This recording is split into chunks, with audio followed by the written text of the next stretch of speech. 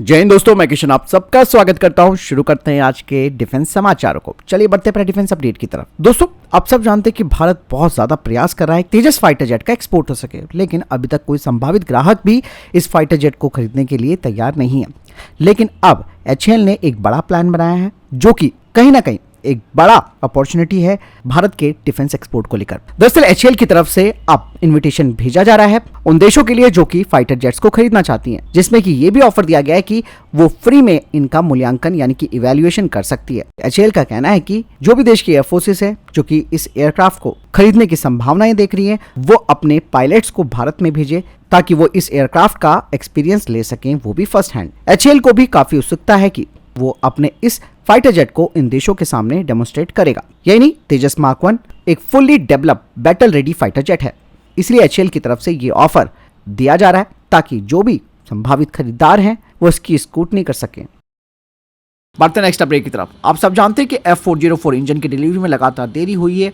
ऐसे में HAL के प्रमुख रशिया गए, जहां हो सकता है कि LCA तेजस मार्क 1 के लिए रशियन इंजनों की तलाश की जा रही हो।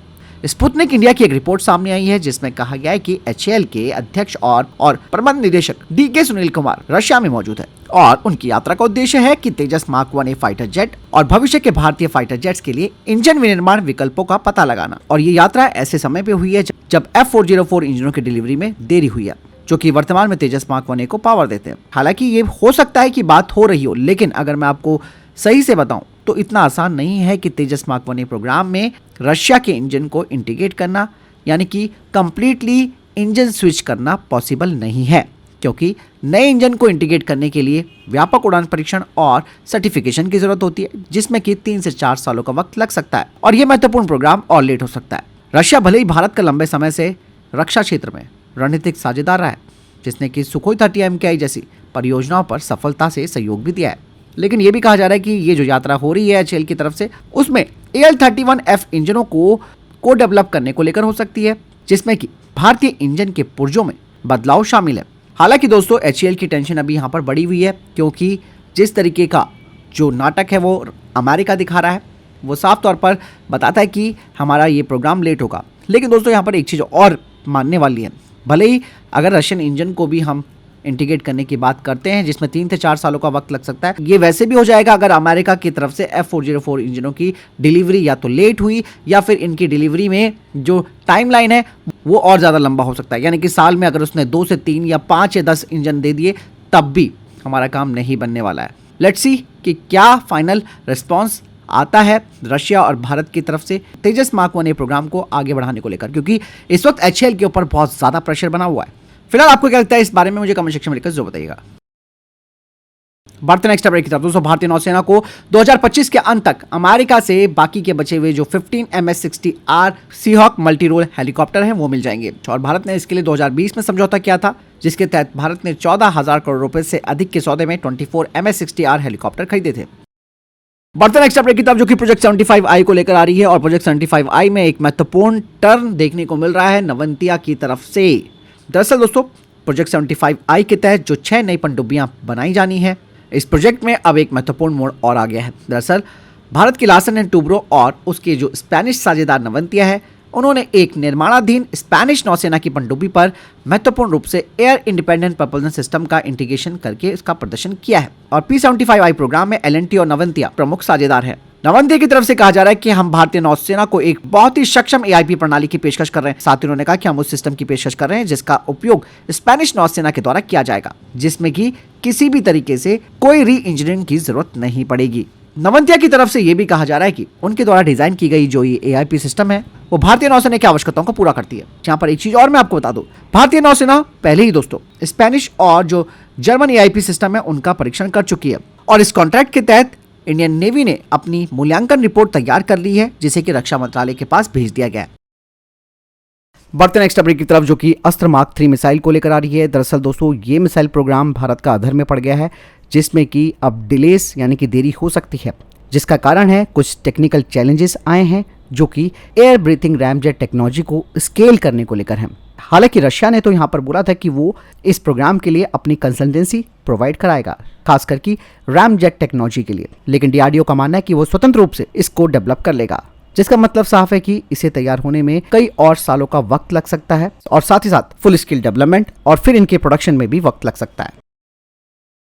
बढ़ते नेक्स्ट अपडेट की तरफ दोस्तों, आईआईटी कानपुर की तरफ से एक क्रांतिकारी यानी कि रेवोल्यूशनरी टेक्नोलॉजी का अनावरण कर दिया गया, जिसका नाम है अनलक्ष्य, यानी कि जिसे कि लक्षित यानी कि टारगेटेड नहीं किया जा सकता। दरअसल मैं आपको बता दूं कि आईआईटी कानपुर ने अनलक्ष्य मेटामेटेरियल सरफेस क्लॉकिंग सिस्टम लॉन्च किया और ये कपड़ा यानी कि क्लॉथ आधारित ब्रॉडबैंड माइक्रोवेव अवशोषक यानी कि एब्जॉर्बर एक ब्रॉड स्पेक्ट्रम में लगभग पूर्ण यानी कि फुल तरंग अवशोषण प्रदान करता है, जो कि सिंथेटिक अपर्चर रडार इमेजिंग के खिलाफ स्टेल्थ क्षमताओं को महत्वपूर्ण रूप से बढ़ाता है। यानी कि ये एक ऐसी टेक्नोलॉजी है जो कि सबसे आधुनिक सिंथेटिक अपर्चर रडार टेक्नोलॉजी को चुनौती देता है तथा रडार गाइडेंस का इस्तेमाल करने वाली मिसाइलों से प्रभावी रूप से सुरक्षा भी प्रदान करेगा। तो एक बहुत बड़ी तकनीकी सफलता मिली है आईआईटी कानपुर को।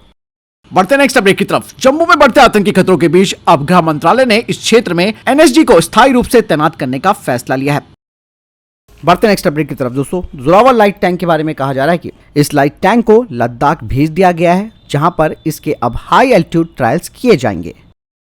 बढ़ते नेक्स्ट अपडेट की तरफ दोस्तों, संविधानी ग्रुप की तरफ से सफलतापूर्वक SNI 41 फोर्ज स्लैब को तैयार किया गया है, जो कि निकल बेस्ड प्रेसिपिटेशन हार्डनिंग एलॉय है, जिसका इस्तेमाल जेट इंजन कंबशन चैम्बर के लिए किया जाएगा। बढ़ते नेक्स्ट अपडेट की तरफ दोस्तों, डीआरडीओ अब प्राइवेट सेक्टर की कंपनीज के साथ कोलैबोरेशन करके स्थानीय स्तर पर सबमरीन सिग्नलिंग डिवाइसेस को तैयार करेगा। भारतीय सेना एक्स अग्नि वॉरियर 2024 ज्वाइंट एक्सरसाइज की शुरुआत करने वाली है सिंगापुर आर्मी के साथ। बढ़ते नेक्स्ट अपडेट की तरफ दोस्तों, ग्रीस ने अपने रशियन ओरिजिन वाले S-300 और टॉर M1 सिस्टम को अर्मीनिया को दिया है। अगली अपडेट की बात करते हैं तो वो भारत और तंजानिया को लेकर आ रही है। India Tanzania joint defence corporation committee ने गोवा शिपयार्ड लिमिटेड का दौरा किया, जहां उन्हें ऑनगोइंग प्रोजेक्ट और एक्सपोर्ट ऑफरिंग के बारे में जानकारी दी गई है। चलिए बढ़ते नेक्स्ट अपडेट की तरफ दोस्तों, टाटा ने दोस्तों हाल ही में 18 नवंबर 2024 को ग्रीस के साथ अपनी मिलिट्री ग्राउंड वेपन सिस्टम और ट्रांसपोर्ट व्हीकल्स का प्रदर्शन किया। बढ़ते नेक्स्ट अपडेट की तरफ दोस्तों, तुर्की दोस्तों अब अमेरिका से F-35 फाइटर जेट खरीदना चाहता है, जिसमें कि करीबन 40 नए F-35 फाइटर जेट्स की खरीद शामिल है।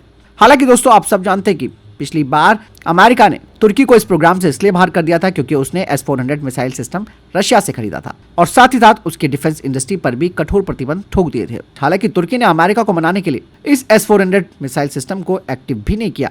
इससे पहले दोस्तों F-16 को लेकर तुर्की के साथ अमेरिका की डील पक्की हो चुकी थी, जिसमें कि तुर्की को जो उनके पास मौजूद F-16 है उसके लिए अमेरिका की तरफ से मॉडर्नाइजेशन किट दी जानी थी। लेकिन अब तुर्की ने अमेरिका को ही झटका दे दिया है और F-16 अपग्रेडेशन का जो सौदा है उसे रद्द कर दिया है।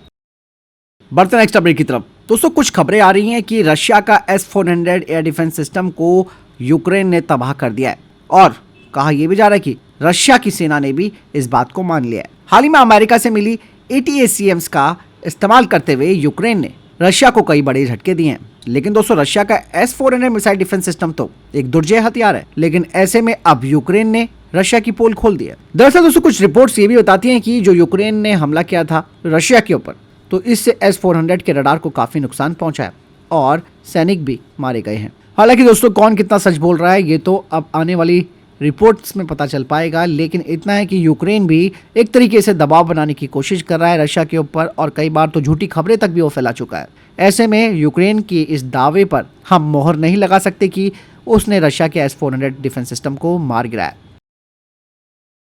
फिलहाल इतने अभी तक के टॉप डिफेंस अपडेट। वीडियो के सामने कोई प्रश्न जवाब आपको कोई सवाल कमेंट सेक्शन में लिखकर जरूर पूछ सकते हैं। वीडियो को लाइक और शेयर जरूर कीजिएगा। जय हिंद, वंदे मातरम।